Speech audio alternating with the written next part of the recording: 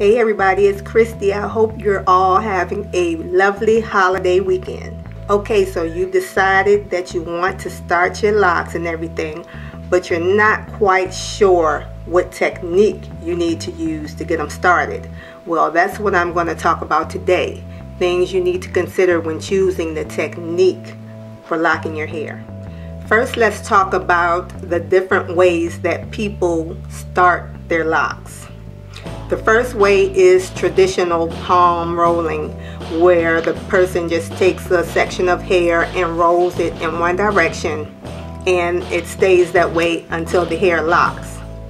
Second is interlocking, that's the method that I use, and the person will take a little section of hair using a crochet tool or an actual interlocking tool to form a pattern at the root or the base of the lock, and after a while it will lock. Some people use braids or twists, and they will let them stay in until the hair locks. Some people might use lock extensions. They'll put the extensions in until the hair locks, and that's usually because they don't want to go through the short stage. And last is freeform. That's where you just let your hair do its own thing and lock on its own. I got a question from this young lady, and she was asking me, was it okay to mix interlocking with palm rolling? And the answer is yes. Do whatever works for your hair. She said that the edges and the back would always unravel when she was trying to start her locks, so her loctician said that she would do the interlocking first and then start palm rolling, and I thought that was a great idea. So that leads me into one thing that you should consider when choosing a method to lock your hair. That is the texture of your hair.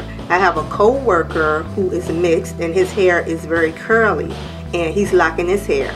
He uses both techniques. He uses the palm rolling and the interlocking method because his hair unravels just like hers, and it's working for him. His hair is locking using two methods. Next is, how much time are you willing to put into your hair? Do you want to go to the shop and let them maintain your locks, or can you do them at home?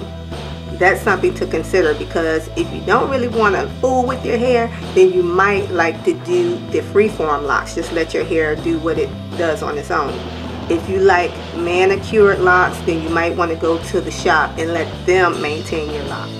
Next, how much money do you have to devote to this?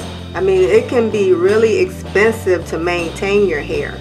So if you're not talented, which is another thing you should consider, if you're not talented with doing your hair or have the patience, then you will want somebody else to maintain your hair, and it will cost you. You're blessed if you know someone who can do it for you for free, but you might consider learning how to take care of your hair yourself. It will save you money in the long run. So if you don't have anyone that can maintain it for you, you can't afford it, and you don't want to learn how to do the locks yourself, then freeforming might be the way to go for you. Next is, what do you like? I mean, look around at different people's locks and decide what you like. And if you don't have all those other issues holding you back from starting your locks, decide what you like and choose the method that you like and get them started. Are you active? Do you like swimming, working out, and all of that? If so, then palm rolling might be a challenge for you, because it will unravel if you get it wet.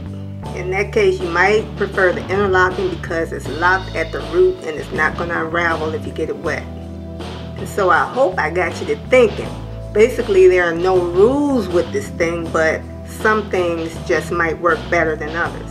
Again, welcome to my new subscribers and my old subscribers. I love you. Please leave comments and ask questions. That way I know what you want to see and what type of videos I need to make by the questions that you ask. Take care, and I'll see you all in my next video. Bye-bye.